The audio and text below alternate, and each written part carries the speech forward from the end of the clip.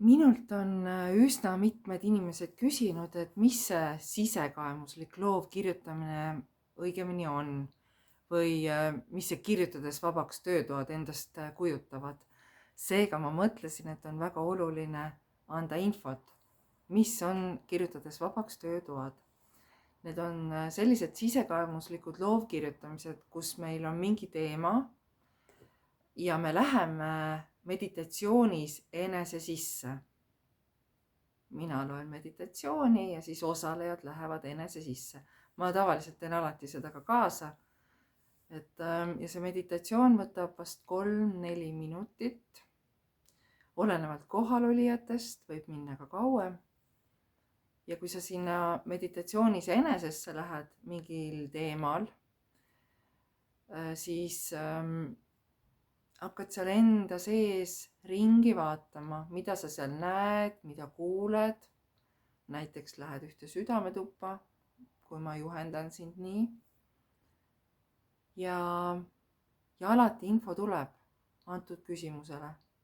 Ja see info on alati erinev ja see ei ole ette ennustatav, mida sa seal koged. Ja see teeb selle terve protsessi väga huvitavaks.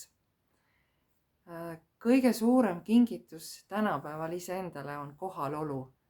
Ja võt siin enda sees, selles meditatsioonis, sa oled tõeliselt kohal enese jaoks.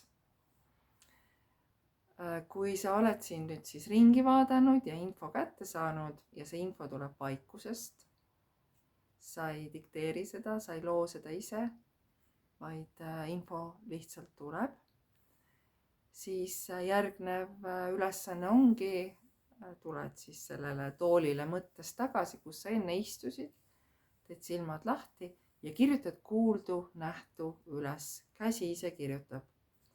Ja nii lihtne see ongi. Nüüd mina juhendajana ei anna hinnanguid pärast ja ei kostita sind oma arvamusega. Selles ei ole, kirjutamises ei ole õiget ega valet, täpselt nii nagu tuleb. Nii ongi õige. On lihtsalt grupi toetus ja ärakuulamine, aga sel ajal, kui sa kirjutad selle endast selgemaks ja sel ajal, kui sa jagad täpselt nii palju, kui sa tahad grupiga. Ja enamasti on selleks ajaks juba selline turvaline ring tekkinud, et kõik tahavad midagi ikka jagada.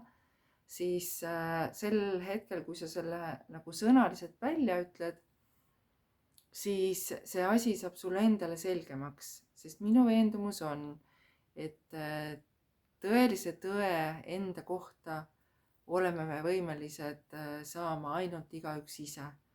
See, mida meie seeme endas sisaldab, sellel tegelik juurdepääs on igal inimesel endal.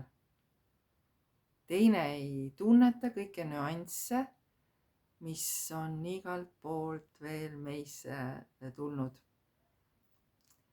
Et sina ise oled oma õnnesepp, sina ise oled oma aardelaeka võtmeomanik. Ainult sinul endal on juurdepääs sinu õnnele.